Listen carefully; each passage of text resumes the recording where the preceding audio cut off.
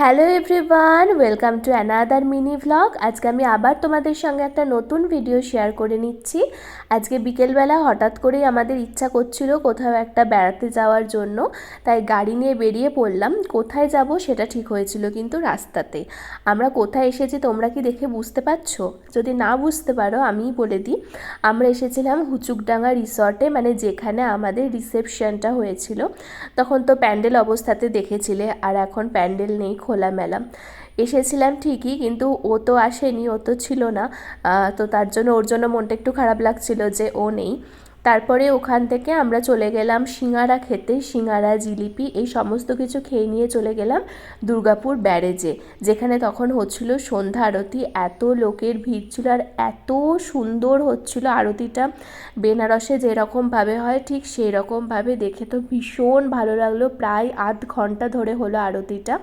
তারপরে ওখান থেকে বাড়িতে ফেরার সময় আমরা ফ্রায়েড মোমো আর স্টিম মোমো খেয়ে নিলাম। তারপরে চলে গেলাম বাড়ি।